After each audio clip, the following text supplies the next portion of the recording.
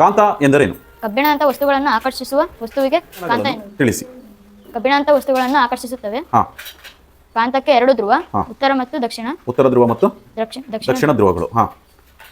ಕಾಂತದ ತುದಿಯಲ್ಲಿ ಹೆಚ್ಚು ಆಕರ್ಷಣ ಶಕ್ತಿ ಇರುತ್ತದೆ. ಎಸ್, ಕಾಂತದ ತುದಿಗಳಲ್ಲಿ ಹೆಚ್ಚು ಆಕರ್ಷಣ ಶಕ್ತಿ ಇರುತ್ತದೆ. ಹಾ.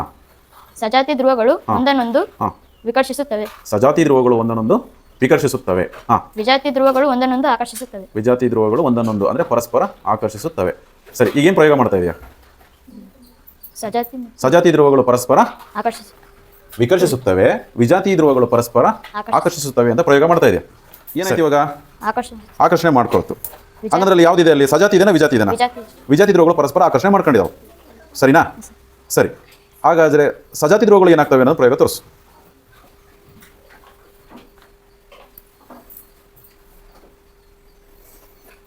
ಸಜಾತಿ ಧ್ರುವಗಳು ಏನಾಗ್ತಾ ಇದಾವೆ?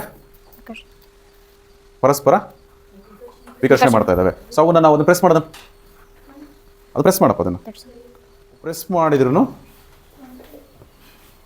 ಅಂಟ್ಕೊಳ್ತಾವ, ಅವು ಅಂಟ್ಕೊಳ್ಳಲ್ಲ. ಸರಿ, ಅದು ಮಂಕಿ ಐತಲ್ಲ, ಅದನ್ನೊಂದಕ್ಕೆ ಪೇಸ್ಟ್ ಮಾಡು ಅಯಸ್ಕಾಂತ. ಹಾಂ, ಸರಿ.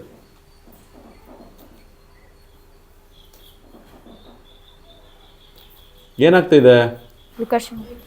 ಜೋರಾಗಿ ಇನ್ನೊಂದ್ಸರಿ ಜೋರ ಪ್ರೆಸ್ ಮಾಡಿ ಕೈ ಬಿಡು, ಜೋರಾಗಿ. ಹಾಂ, ಅಂದರೆ ಮಂಕಿ ಏನಾಗ್ತಾ ಇದೆ? ಜಂಪ್ ಮಾಡ್ತಾ ಇದೆ. ಹೌದು ತಾನೆ? ಮಂಕಿ ಜಂಪ್ ಮಾಡ್ತಾ ಇದೆ ಅಂದರೆ ಅಲ್ಲಿ ಅಯಸ್ಕಾಂತ ಏನಾಗ್ತದೆ? ಆಕರ್ಷಣೆ ಆಗ್ತಾ ಇಲ್ಲ. ಸರಿಯಾಗಿ ನೋಡಿ, ಸರಿಯಾಗಿಡೋದು.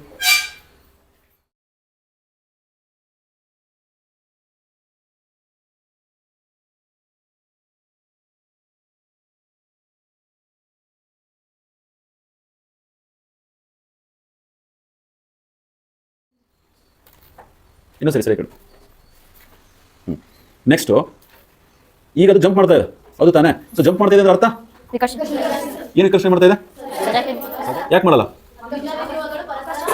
ಎಸ್, ವಿಜಾತಿ ಧ್ರುವಗಳು ಪರಸ್ಪರ ಆಕರ್ಷಿಸುತ್ತವೆ.